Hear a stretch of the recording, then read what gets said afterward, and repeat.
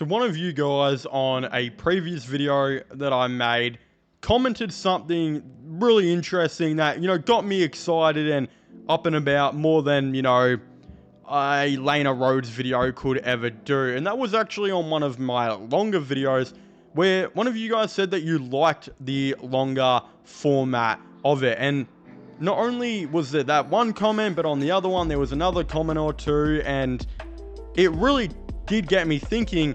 The only two longer format videos I've kind of done on this channel to do with AFL have both been about the Richmond Football Club. So I was like, you know what? What if I sit here and get off the inappropriate website that I was previously on and start putting my time and use to something important and give you guys a long format video going over a lot of things that is currently happening in the 2025 AFL offseason. Again, some of the things I'm going to be talking about today includes like my thoughts and opinions on North Melbourne and how I think they're going to go in 2025, a potential ladder jump, while also talking about Collingwood and how I think they're going to go about, their season and getting back on track to what they were trying to achieve in 2023, as well as a couple other things, maybe some West Coast stuff, maybe even a Richmond thing or two, some St Kilda stuff even, who knows? There's going to be a lot of different things about multiple different AFL teams in this video, of course. Again, it will be a combination of a lot of things, so if there is some things that you guys have seen, maybe skip forward to something else, of course, because again, we are really combining this into one big video, talking about a lot of different topics and, news and opinions that have happened for 2025 and the AFL offseason in it. Again, there's still a decent amount of you guys who watch these videos who are not yet subscribed to the channel. So if you could do me a massive favor and leave a like on this video, just to let me know you enjoy it. And of course, subscribe to the channel for all latest AFL content, news, sports related content in general, all of the above. And I guess without further ado, let's just get straight into it. So I'm not exactly too sure if this is a controversial opinion to have, but it's something that I genuinely believe. And look, I'm not making this video because I have a massive crush on some North Melbourne fan and I want her to like me or anything. No. That's not why I'm making this video at all. It's because in my heart, I genuinely believe that North Melbourne have an extremely underrated team right now, and I very much think they will exceed expectations in 2025. And plus, how can I have a crush on a chick who goes for North Melbourne? Because no one goes for North Melbourne. I'm obviously joking, ladies and gentlemen. Please, I know there were already a couple of you who stormed to my comment section and threatened my whole entire family tree again. I've met a North Melbourne fan. Not fans, I've met a fan, so they must be out there, right? But you know what? I guess this video is for my mate who's a North fan, because look, I genuinely do believe North are going to exceed expectations in 2025. Again, I think it was a very, very controversial thing when North Melbourne decided to do something which may be still seen to be pretty silly and stupid by almost everyone and their dad, and that was when they, of course, traded away their future 2025 first round pick for Richmond's pick number 27 in a 2024 draft, just so they could get Matt Whitlock. But I think there was genuinely a massive reason why North did it. And I think that's because this is them finally admitting that after 5 years, I think, in a row of finishing bottom three, it is now time to officially collect all of this talent, group them all together and continue to develop, and them kind of realizing that they don't need to add any more young kids, that they now fully have a really good group and a really good young team, which should hopefully have a lot of future in the AFL. So they kind of said, look, in 2025, this will possibly be our last year on the rebuild, because from now on, we not only want to finish this rebuild off, but we want to absolutely climb the ladder right now. And I think they have built a really good foundation. That's especially in the midfield, which I believe could become one of the stronger midfields in the AFL next season. Again, they have a rotation throughout that midfield. They've obviously got LDU and Sheasel, who I personally believe could become one of the better duos in the league next season, while also having George Wardlaw in that starting trio in the center. Again, that is absolutely elite, right? You really think that in a couple years that could be one of the best trio midfield groups in the AFL. They've also now added an elite ruckman who was probably top 3 this year in Tristan Cherry to that mix, while also continuing to add to the depth this year now by adding Finn O'Sullivan and Luke Parker, who will both run through that midfield and add to it. Again, you've still got Jai Simpkin, who will go in there. George Wardlaw was, of course, drafted as a midfielder. I think he'll play much more midfield time next season as well. And, of course, a couple other fringe players who probably won't get much games next year, but will be there for depth in players like Dylan Stephens and Will Phillips. Again, there is something definitely going on with that North Melbourne midfield that is looking really, really good. And if we ultimately look to the forward line, although I don't think the improvement in the forward line is anywhere near as good as what they have done in the midfield, I still think there is something to work with there. Of course, now that we know that Larkey re-signed absolutely for the long term, Zerha as their high half forward is there for the long term. Dersma looks like he could be a future freak for North Melbourne as a high half forward. And now you've just added Jack Darling, who I don't really rate, but I do believe he will come in and add, or take away more so the word is, a lot of pressure off what Larkey is trying to do down there as a key forward. And of course, as like a third option, they've now added Matt Whitlock to the team, who I think after a couple years of development could become a pretty solid key forward. And then again, Callum Coleman-Jones should hopefully for them have a healthy season next year and get back to what he was a couple years ago, where he'd kick a goal a game and be a guy who could come in and play some really nice backup ruck minutes. So there's definitely something going on in that North forward line that is far superior to what they had last season. Again, and now I think possibly the biggest improver for North Melbourne, that will be in 2025 is their backline. Because in my opinion, going into 2024, North Melbourne had one of the worst backlines I have ever seen in my life. It was absolutely shocking, and I really don't think there were that many redeeming qualities about it at all. And now look, it still needs some development and still would be considered probably one of the weaker backlines in the AFL. But you go from 2024, where there was no real key defender at all. Again, Griffin Logue was injured for most of the year. Charlie Comben wasn't even established until later on the season. And they were literally playing a debutant in, I forgot the name of him, but the ginger pube dude down back for the first couple games because they had no one else. And it just looked like an absolute nightmare. Next season, you now have Charlie Comben, who I think is a really, really good key defender and will be a very nice player to their team. You've also got Griffin Logue, who's now come back from injury, who is a really good third kind of option in the league. They've also got another guy who's a really good third kind of option in the league in Aiden Core there. Again, they recently just added Caleb Daniel, who looks to be a decent, promising player to bring in to add a lot of leadership and experience. Again, he fell out of that Dogs team, at certain times throughout the year. They had some good stretches of footy towards the end, so he could maybe come in and do a little bit there.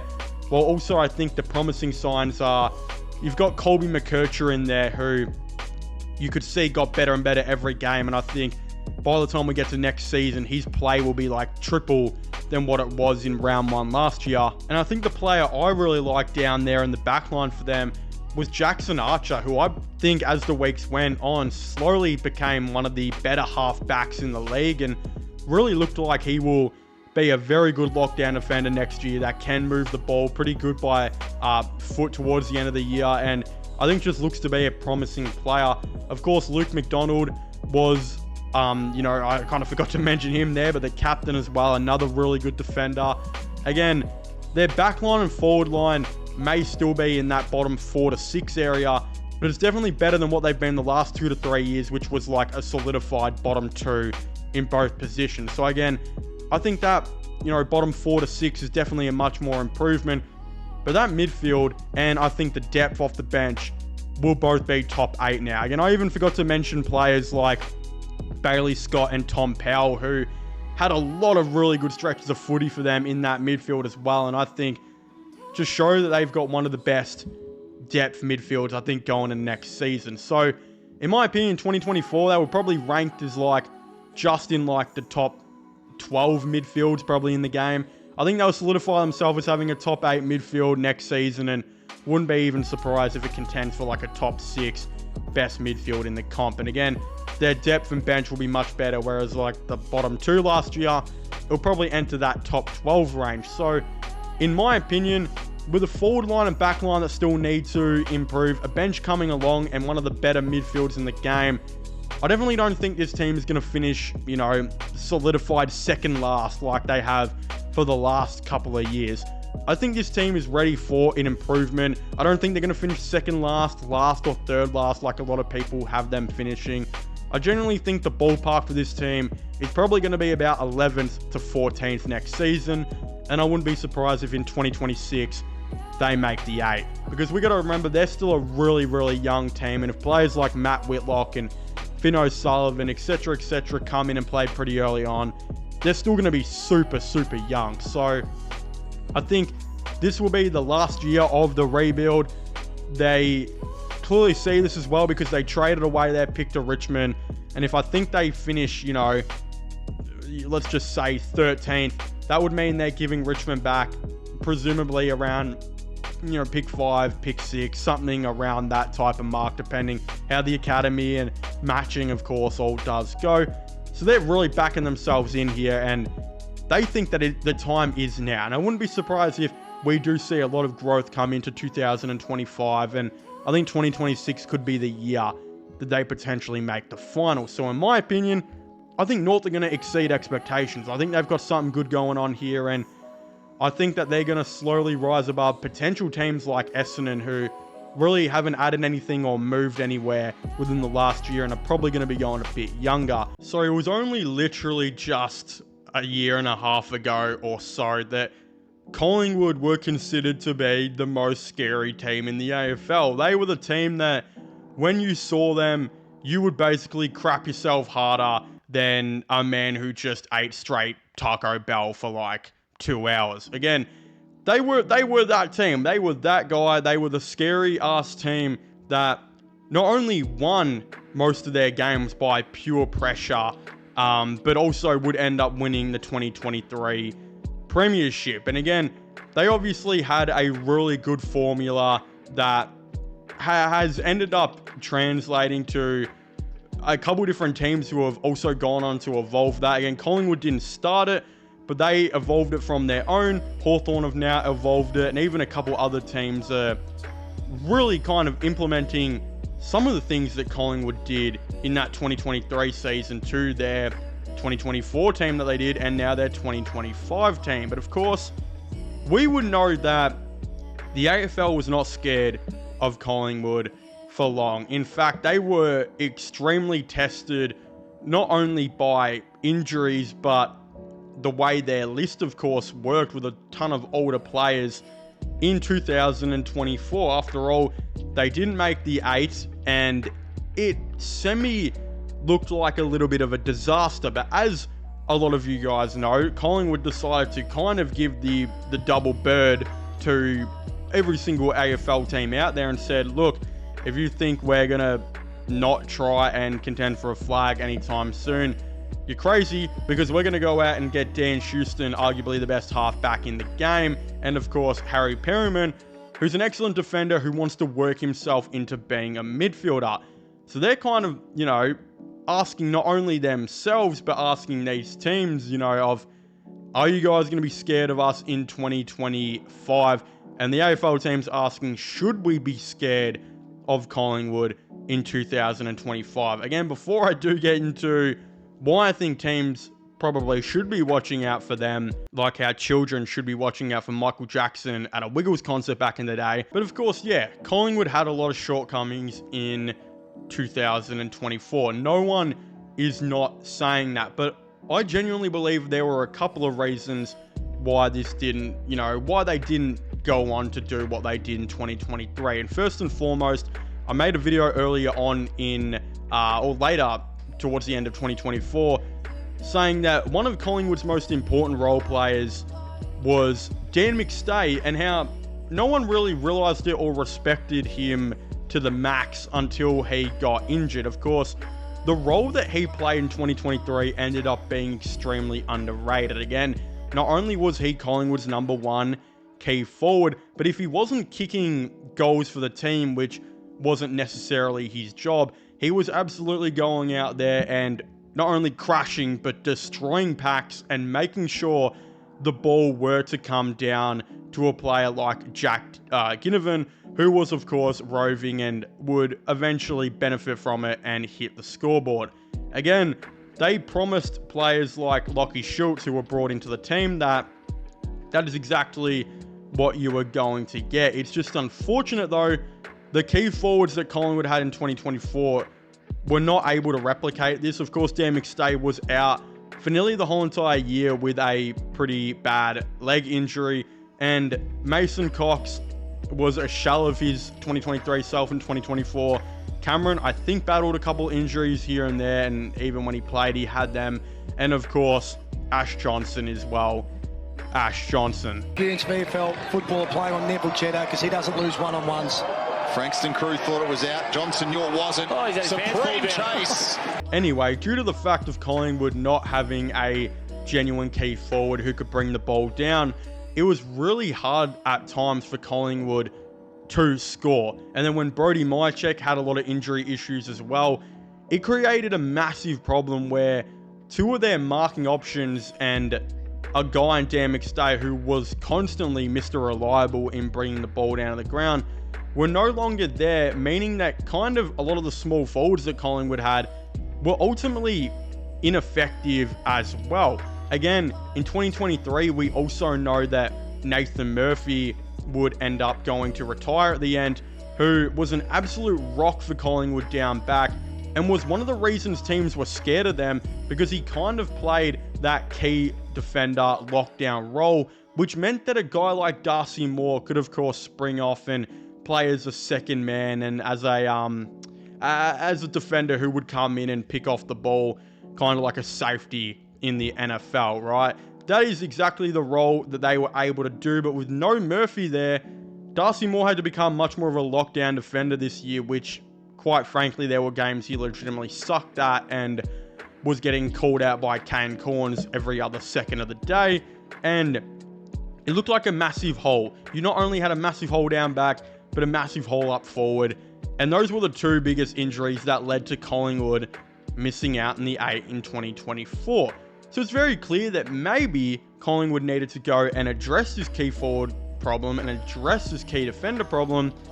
Instead, they went out and brought in an elite halfback and another defender who can play potentially midfield.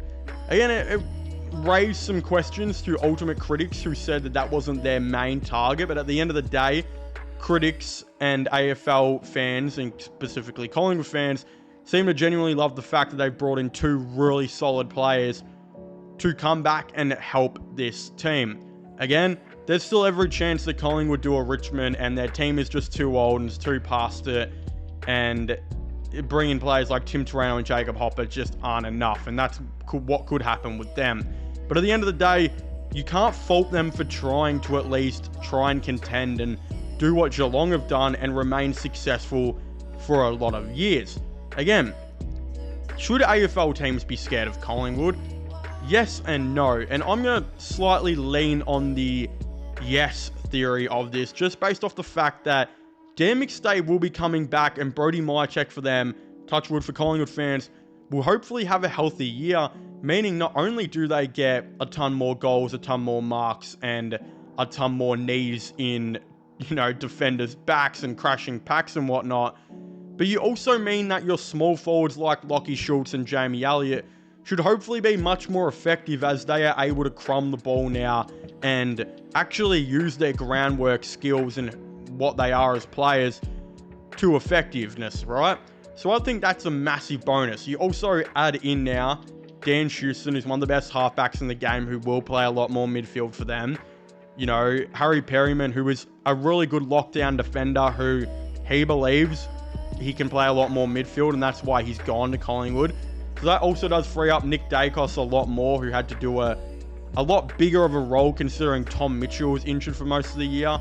Again, Mitchell's supposed to be back from injuries, but I wouldn't fully count on him, and I don't think Collingwood are as well. That's why they brought in those players.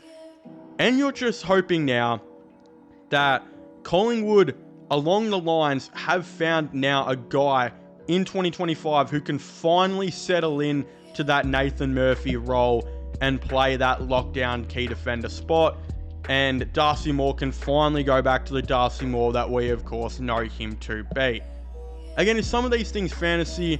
Semi, because replacing Nathan Murphy is a tough ask. It's also like, you know, you are asking a lot from Dan McStay, who just came back from a pretty crappy injury. A lot of Brody Myercheck still to continue to play the role that he has been. And you're asking a lot of these older players who probably should have suffered a lot more injuries than they have with the age and whatnot to go on and have another really solid, healthy year, where I just think still side bottom. I didn't like a lot of the things he did last year, especially at the start. Scott Pendlebury, to be honest, did not think had a good year last year. I don't know if that's controversial or not, but there were times where he was getting absolutely burnt out and his speed was quite often not great. So that's that. Jeremy Howe, again, a lot of injuries led to not much production last year, amongst a ton of other players that I think a lot is still being relied on them to do a lot. So we'll see how they go, but I think AFL teams will be watching out for Collingwood. I think we can all officially come together and agree that not only was the biggest surprise team of 2024 Hawthorn, but I think Hawthorn were one of the biggest surprise teams that I personally have seen in a long time. I remember before the season started that I really didn't have Hawthorn rated that high. I think I tipped them to finish 16th or 15th. And again, I was, for the most part, I think like up until round 7 or 8, right, as they look to be one of, again, the worst teams in the league. And we're playing really bad football, but I don't know how or why, but something just absolutely clicked in a lot of those Hawthorn players' heads. I don't know if they were all like guaranteed dates with like Sydney Sweeney or prime Natalie Portman from Star Wars Attack of the Clones if they made the 8, but something just genuinely switched on all in their heads where they collectively came together and became one of the best groups in football and were able to make a semi-final and were very, very close, like that close off making a prelim. Again, an absolutely outstanding season for Hawthorn that we know ended up leading into a really, really good off-season where they went into the trade period and addressed, I think, pretty much their biggest need, and that was going for key defenders. Again, not only did they bring in good key defenders, but they brought in possibly 2 of the best key defenders, I think, in the AFL. Of course, Barras being considered by some to be West Coast's best player. Again, definitely, I think, for the most part, has been their best defender over the last couple years, especially with McGovern being injured. They not only brought in him, but brought in Josh Battle, who, as a person who's been pretty critical on Josh Battle, saying I think he was only a good, player when it comes to being a third man up kind of guy. He really proved me wrong this year and really worked on his one-on-one ability and became a very good key defender in nearly every aspect possible. Of course, Hawthorn, they brought in those 2 players and they were able to address their biggest need.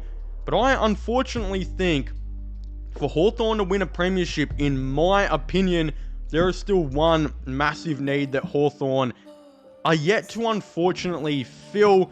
And of course, I'm going to be going over all of that and more. I mean this with utmost respect, and it comes from a nice place in my heart, I promise. And that is, I do think that the Hawthorn Football Club, to win a flag, need to figure out what they're doing at the key forward position. Because in my opinion, it is unfortunately still a big hole for Hawthorn, and I don't think it's their fault. I think they've done absolutely everything they can to, actually have a good key forward set right there. They, of course, have Mitch Lewis, who, when he's playing, is one of the better key forwards in the game, with an opportunity and an option to have like a Marbia Chol or a Keisha as their second and third option, and a Jack Gunston who will often take that third or fourth tall coming into their team as well.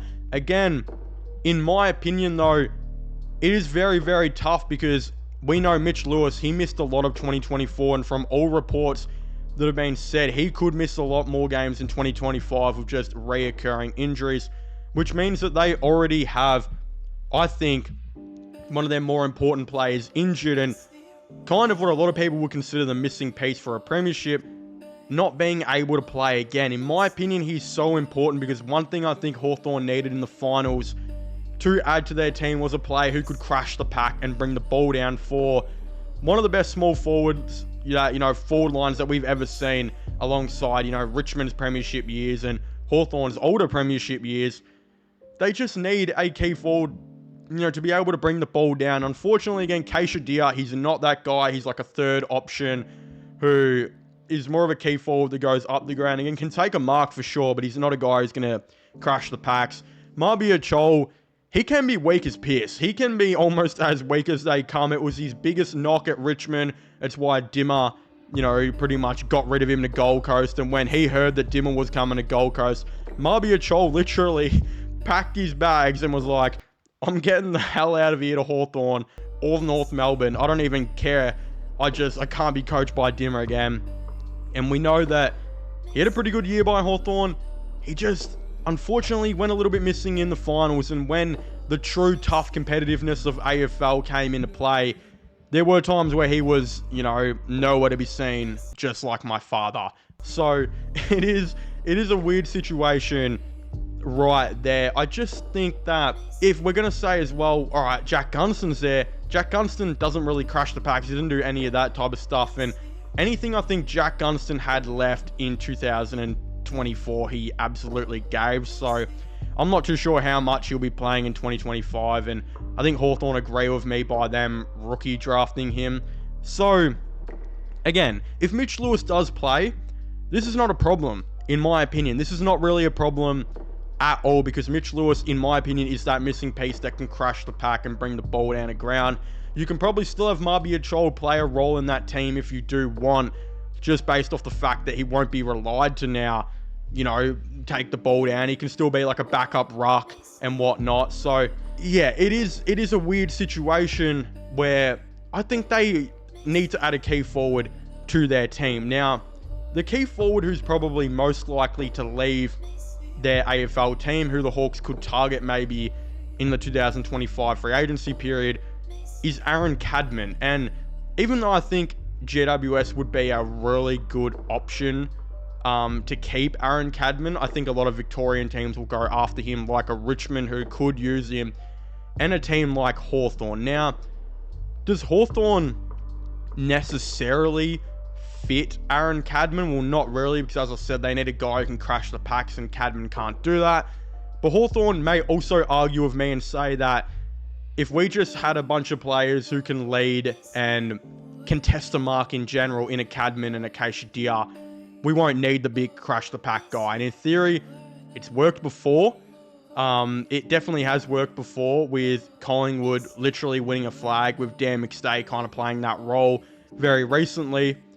It can happen, but I'm not too sure. I think Cadman would be a good option, but there's maybe better options out there that they can look at. Again, a cheap guy you could probably get for like a 4th round pick at this rate, who could play that role, is like a Peter Wright. Again, 2-meter Peter literally kicked like 50 goals one year for Essendon, and I think won their best and fairest.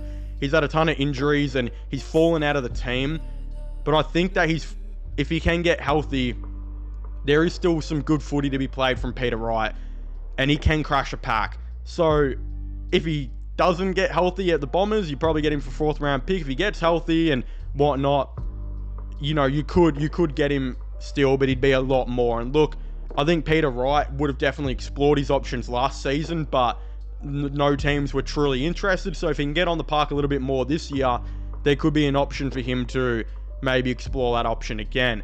We also know that Tom Lynch will be a free agent. Now, some of you may have clicked off your computer in anger because Tom Lynch has almost played less AFL games than I have in the last couple years. But in saying that, what happens if, touch wood, Tom Lynch does actually have a good and healthy season and he does play 23 games and kicks 35 goals and, goes back to being one of the best players at bringing the ball down the ground and contested marks and, crashing the packs? Well then, if you're Hawthorn and you can bring in Tom Lynch and you're bringing in a guy who can give you 30 to 35 goals while being able to crash the pack and being a really good contested mark guy, even if it's only for another year or two, that could be exactly the cheap option that you need to win another premiership. That could be just the missing piece right there. And Tom Lynch is not that old. Like, by the time he would go to Hawthorn, if that case were to be true, he'd be, I think, 31 or 32. Probably 32, right? It's realistically not that old, especially in today's game when you've got Scott Pendlebury going till he's like 48 and Tom Brady playing till he's bloody 5,800 in the NFL, just retired, right? There are a lot of athletes who are going for longer years of time, and Tom Lynch has had a lot of injuries over the last couple of years, so he could have a tiny bit of juice left in him if he was to get on the park and be healthy again, just because his body hasn't been absolutely brutally tortured and he hasn't had to crash the packs for a long time. He might have a little bit of juice left to squeeze out, which could be another year or two. So that's an option right there. Again, I don't think Hawthorn are going to do any of these. I think Cadman would be the most interesting one if they do think he could maybe be a guy that fits into their system. But for the time being, they're probably going to keep rolling with Mitch Lewis and just praying to the gods that he gets healthy and he can do something and make an impact for them along the line. But of course, only time will tell. The 2025 season is still a couple months away, so we'll have to definitely wait and see.